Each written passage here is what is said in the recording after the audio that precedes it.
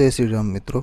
15 वर्षની કવિતા 2 મહિના પહેલાં જ ઘરકામ કરવા લાગી। કવિતાએ પોતાના ભણવાનો ખર્ચો ઉપાડવા 2 ઘરોમાં કામ કરવાનું શરૂ કર્યું હતું। તેના પિતા શાકભાજીની લારી નીકાળતો, જેટલી સાંજે આવક થાય તેનો દારૂ પી જતો। દારૂની ખરાબ લતના શિકાર થઈ ચૂક્યો હતો। માંડ ઘર ચાલતું હતું। એવામાં ભણવાનો ખર્ચો નીકાળવા તેને આ કામ શરૂ કરવું પડ્યું।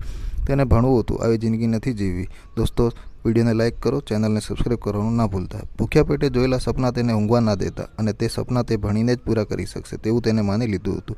બસ નક્કી કરી દીધું કે હવે હું જાતે કમાઈને પણ ભણીશ જ।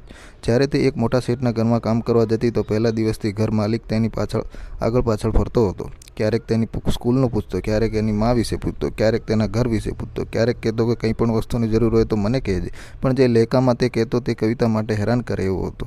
દોસ્તો, વિડીયોને લાઇક જરૂર કરો અને ચેનલને સબસ્ક્રાઈબ કરવાનું તો ના ભૂલતા।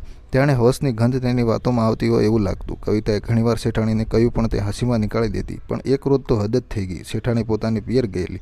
સાંજનો સમય, કવિતા પોતાના રોજિંદા સમય અનુસાર તે સાંજે પણ કામ કરવા આવી અને કામ કરી રહી હતી। એવામાં શેઠ આવી તેને પાછળથી જકડી લીધી ને બોલ્યો કે મારાથી કવિતા તું કેમ આટલી તું ડરે છે? હું તને સારો નથી લાગતો કવિતા? હું તો તને પ્રેમ કરું છું, આઈ લવ યુ।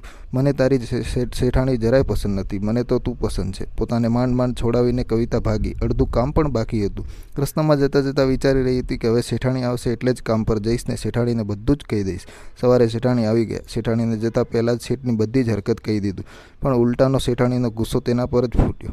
શેઠાણી રાડ પાડીને કહી રહી હતી કે તને શરમ નથી આવતી? મારા પતિ પર આવા આરોપો મૂકે છે? અરે તારી શકલ તો જો, કાળસા ગંધ આવે છે તારા કપડોમાંથી જ્યારે તું કામ કરતી બાજુમાંથી નીકળે છે।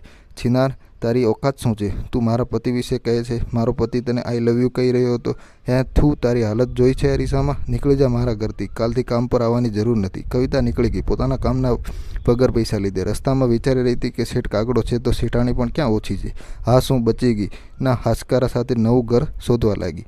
થેન્ક યુ સો મચ દોસ્તો।